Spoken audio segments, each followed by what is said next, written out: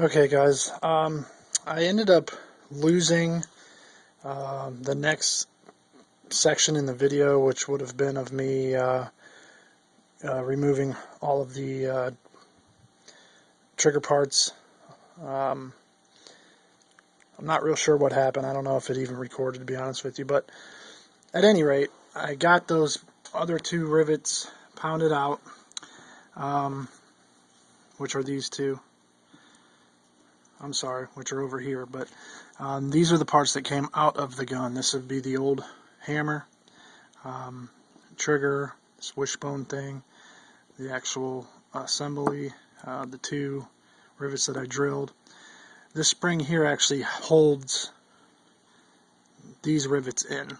So before I could actually pound these out, I had to remove this, which basically I just took a pair of pliers and pulled it out, which gave me access to pound out the rivets. So basically that's the stuff that came out of the rifle that I'm not going to be using at all. This is the new stuff from Carolina Shooter Supply that I will be installing. Now the next step in the process before I can do any of that is I have to remove the trigger guard and this plate. Now I actually already have done this. This was part of the last video that I can't find or that didn't record. But basically all you have to do are there's three rivets holding this plate in, here, right here behind the trigger guard, and right here in the back. There's various ways you can do this. They're actually rounded, so you don't really want to put it on a drill press or a drill until you flatten it out with a file or a Dremel or something. But I found it the easiest to actually Dremel it smooth, put a center punch in, and I put it on my drill press and just slowly drilled it out. Except for this one underneath the guard here, I basically just Dremeled it until it was flat, and then I was able to pound them all three out. And once that happens, then this entire assembly comes off. Now, you can see underneath it here, there's some Dremel marks on each hole.